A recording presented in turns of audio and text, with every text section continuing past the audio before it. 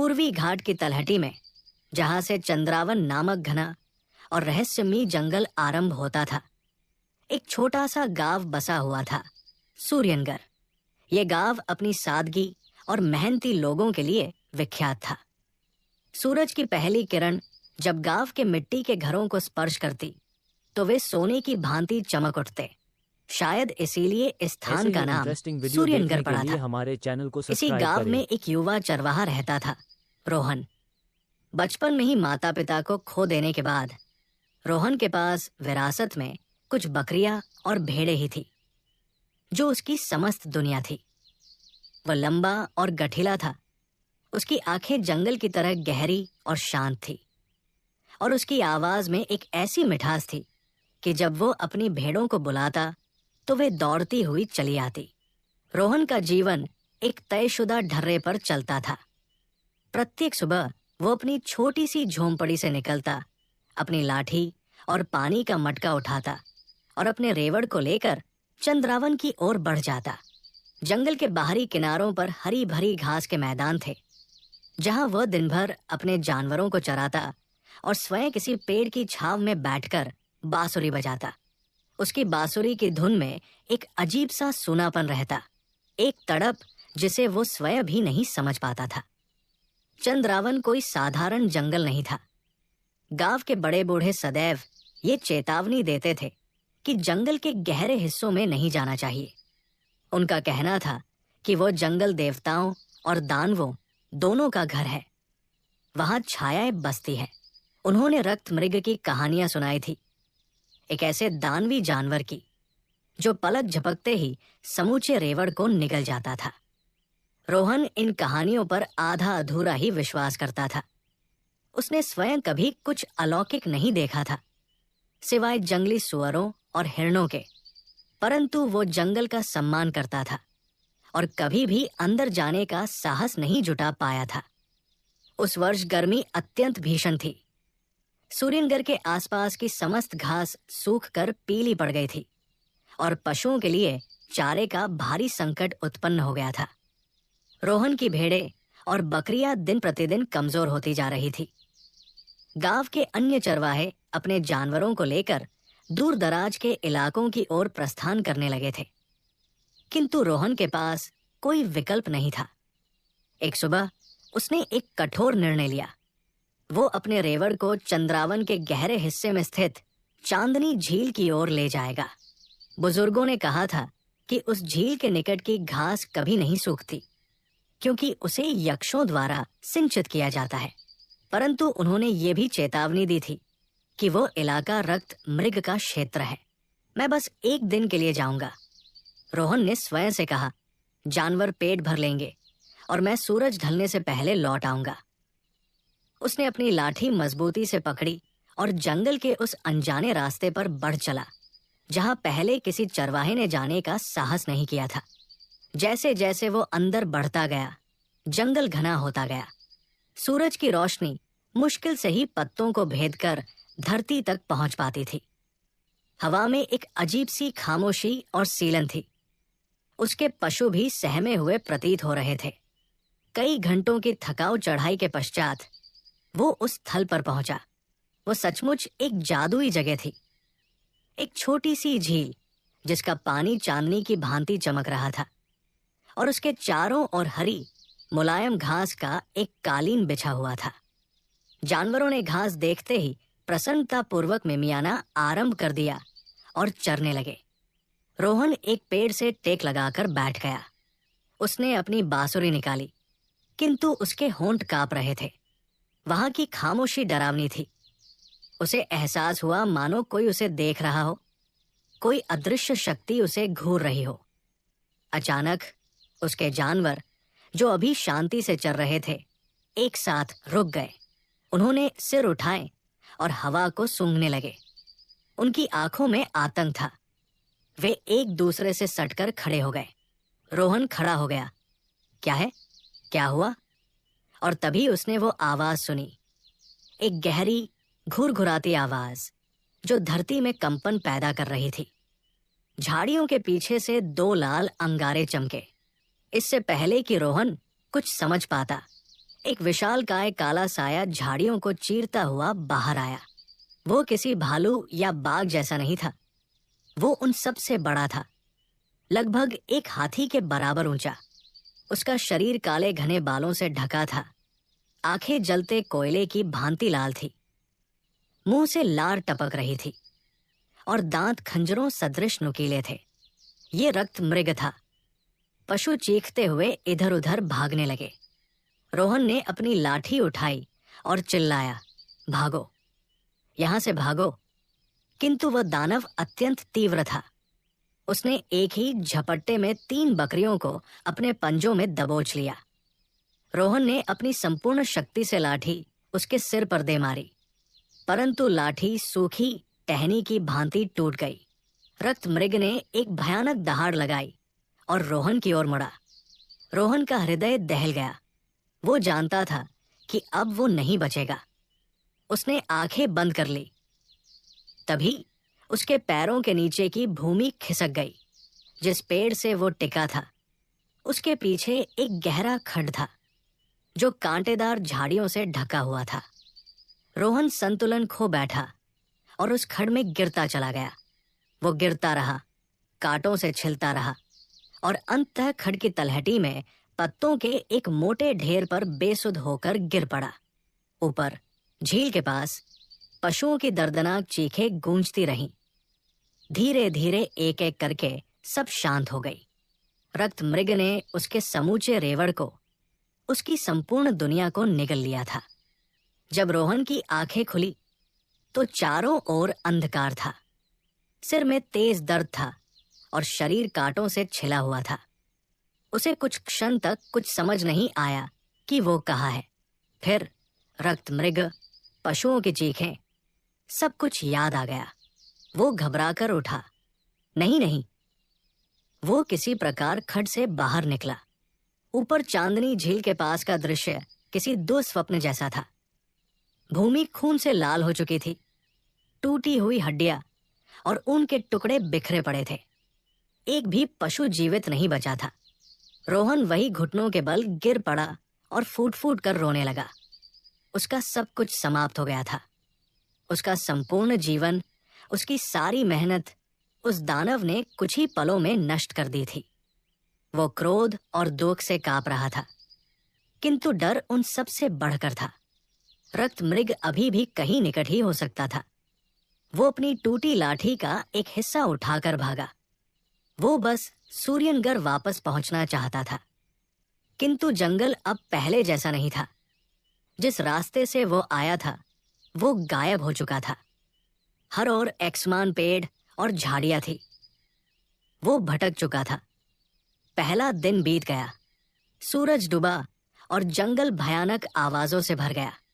रोहन एक पेड़ पर चढ़कर बैठ गया। रात्रि में उसने दूर व लाल आंखें पुनः चमकती देखी।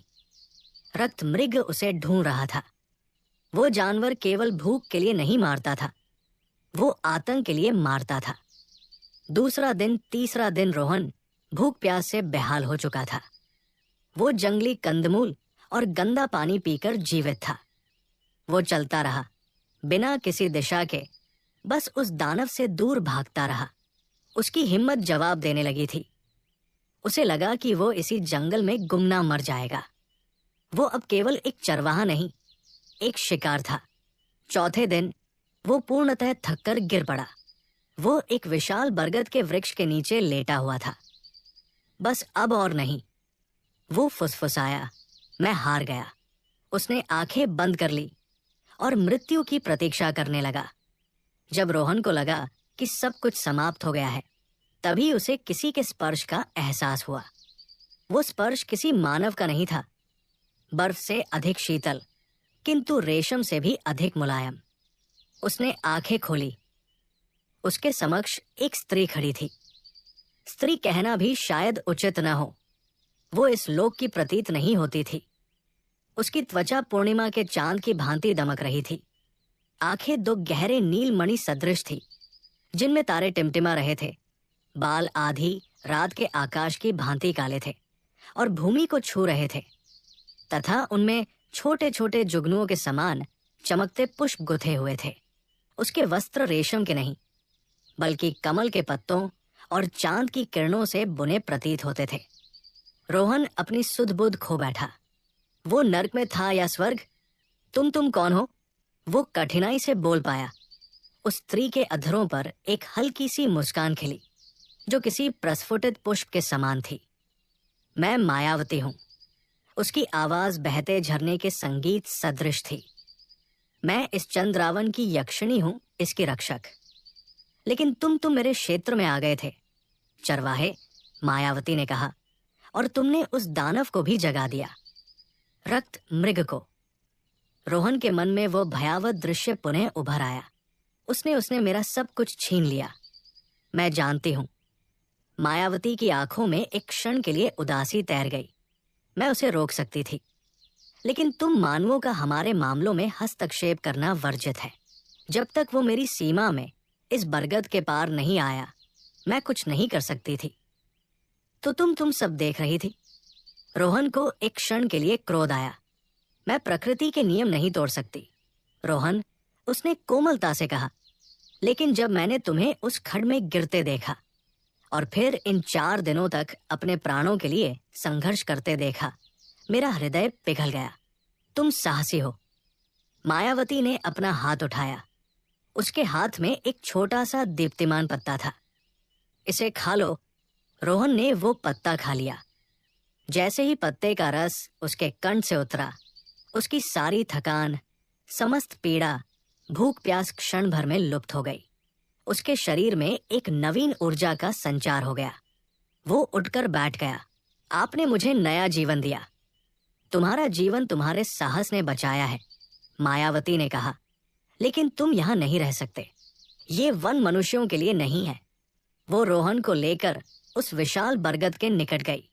उसने वृक्ष के तने पर कुछ प्राचीन चिन्ह उकेरे। तना एक द्वार की भांति खुल गया। भीतर एक गुफा थी, किंतु वो गुफा सोने, हीरे और माणिक्यों से जगमगा रही थी। भूतल पर स्वर्ण मुद्राओं का एक कालीन बिछा हुआ था। रोहन की आंखें चौंधिया गई। ये कुबेर का खजाना है, मायावती ने कहा। मैं इसकी रक्षक हूं। तुमने जो खोया है, ये उसका हर्जाना तो नहीं, किंतु ये तुम्हारे नवीन जीवन का आरंभ करने में सहायक होगा। उसने एक बड़ा थैला उठाया और उसे सोने, चांदी एवं रत्नों से भर दिया। वो इतना भारी था कि रोहन उसे उठा भी नहीं सकता था। ये बहुत अधिक है, रोहन ने कहा। मैं इसका क्या करूंगा? अपने गांव लौट जाओ, रोहन, मायावती ने कहा। एक नया जीवन आरंभ करो और इस वन को और मुझे सदैव के लिए भूल जाना। उसने थैले को स्पर्श किया और वो हल्का होकर रोहन की पीठ से बंध गया। मायावती उसे गुफा से बाहर ले आई। अब जाओ, उसने कहा। ये मार्ग तुम्हें सीधे सूर्यनगर ले जाएगा। रोहन जाना नहीं चाहता था। वो उस जादुई मुखाकृति को, उस संगीतमय स्वर को छोड़कर नहीं जाना चाहता था। क्या मैं आपसे पुनः मिल सकता हूं? मायावती की आंखों में एक विचित्र उदासी छा गई। यक्ष और मनुष्य के पथ कभी संगम नहीं करते, चरवाहे, विदा। इससे पूर्व कि रोहन कुछ और कह पाता, मायावती वायु में विलीन हो गई, मानो कभी वहां थी ही नहीं। रोहन उस मार्ग पर चल पड़ा जो मायावती ने दिखाया था। कुछ ही घंटों में वो वन से बाहर सूर्यनगर की सीमा पर खड़ा था। ग्रामवासियों ने जब उसे देखा तो भूत देखने के समान भयभीत हो गए। वे सभी ये मान चुके थे कि रोहन मर चुका है। उसे रक्त मृग ने भक्षण कर लिया है। जब रोहन ने अपनी पीठ से थैला उतारा और उसमें से स्वर्ण मुद्राएं दिखाई, तो संपूर्ण गांव में सनसनी फैल गई। रोहन ने उन्हें संपूर्ण सत्य नहीं बताया। उसने केवल इतना कहा कि उसे वन में एक प्राचीन दबा हुआ खजाना प्राप्त हुआ है। रातों रात रोहन सूर्यनगर का सर्वाधिक धनी व्यक्ति बन गया। उसने गांव के मध्य में एक विशाल एवं सुंदर गृह का निर्माण करवाया, नई भूमियां क्रय की तथा प्रत्येक उस चरवाहे की सहायता की जिसके पशु उस भीषण ग्रीष्म में मर गए थे। वो सेठ रोहन बन गया। उसके पास सब कुछ था, धन, सम्मान, सुख, किंतु उसके हृदय में शांति नहीं थी। वो प्रत्येक रात्रि अपने भव्य शैया पर सोता, किंतु उसकी आंखों के समक्ष वही वन और वही दीप्तिमान मुखड़ा घूमता रहता। उसे स्वर्ण की खनक से अधिक मायावती के स्वर की स्मृति आती। अपने बहुमूल्य रत्नों से अधिक उसकी नीली आंखों की चमक याद आती। उसे अनुभव हुआ कि जब उसके पास कुछ भी नहीं था तब भी वो अधिक प्रसन्न था, और अब जब उसके पास सब कुछ है तब भी वो संसार का सर्वाधिक निर्धन मनुष्य है, क्योंकि उसका हृदय उस यक्षिणी के पास चंद्रावन में ही रह गया था। उसे धन दौलत से नहीं, उसे मायावती से प्रेम हो गया था। वो पागल सा हो गया। वो प्रतिदिन वन की सीमा पर जाता और घंटों उस बरगद वृक्ष को ढूंढने का प्रयास करता, किंतु वन ने अपने रहस्य पुनः छिपा लिए थे। वो मार्ग, वो गुफा, सब कुछ अदृश्य हो चुके थे। ग्रामवासी कहते, सेठ रोहन विचित्र हो गए हैं, सब कुछ पाकर भी खोया खोया रहते हैं। रोहन जानता था कि वो क्या खो रहा है। एक वर्ष व्यतीत हो गया। एक पूर्णिमा की रात्रि रोहन अपने गृह की छत पर बैठा चंद्रमा को निहार रहा था। उसका हृदय पीड़ा से भर उठा। मायावती, उसने निराशा से पुकारा, यदि तुम सचमुच हो, यदि तुम मेरी वाणी सुन सकती हो, तो बस एक बार, केवल एक बार मुझे दर्शन दो।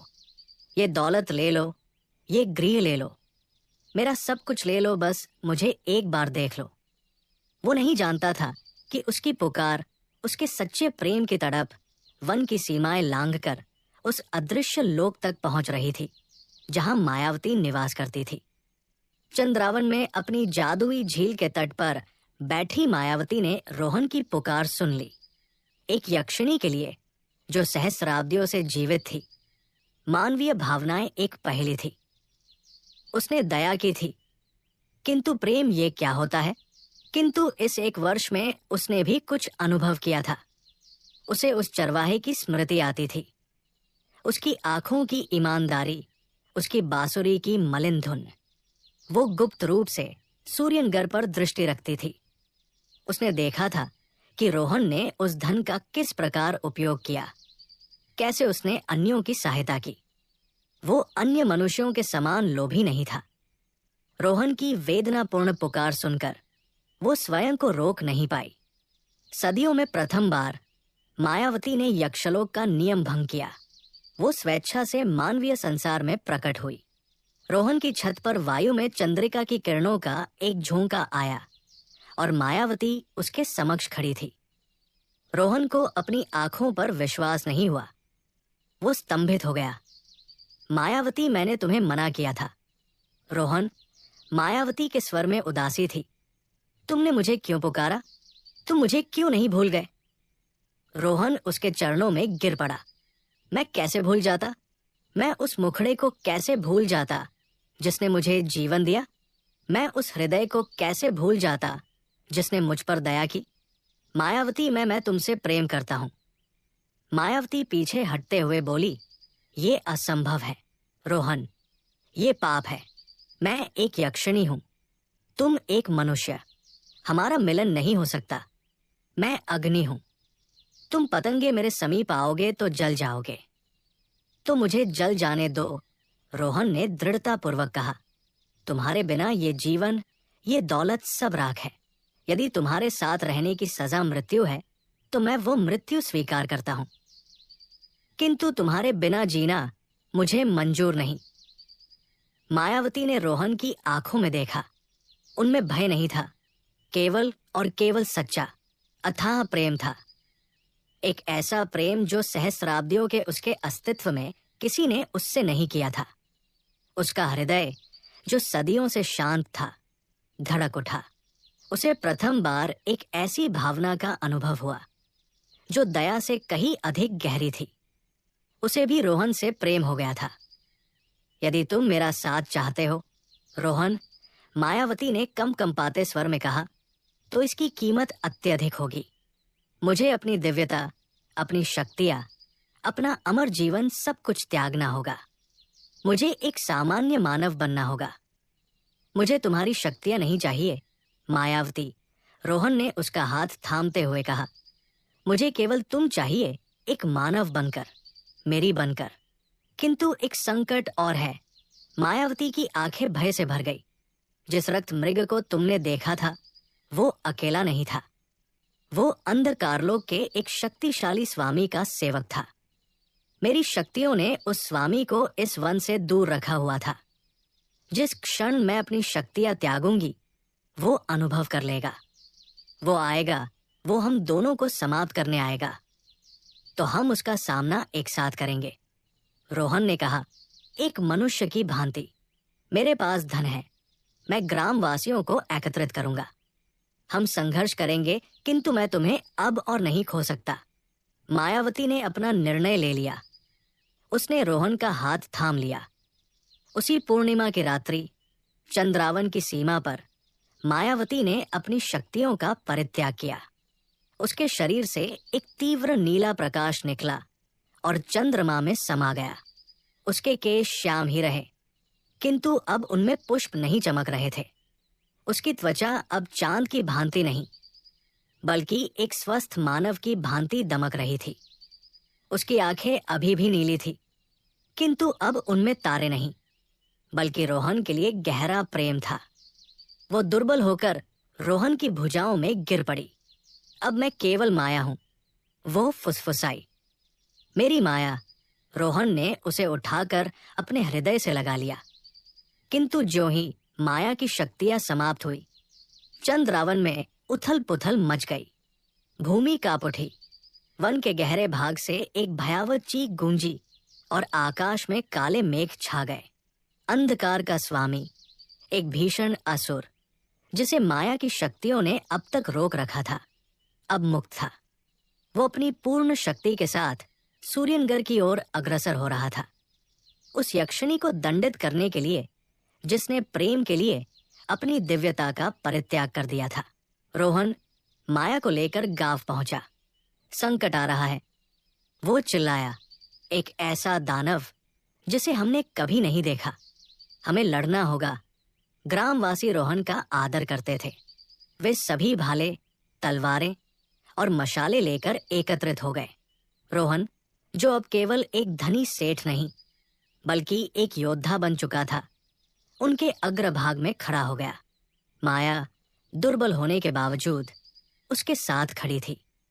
अर्धरात्रि को वो आया। वो रक्त मृग से भी 100 गुना अधिक भयानक था। धुएं और छाया से निर्मित एक विशाल आकार, जिसकी सहस्रों जलती हुई आंखें थी।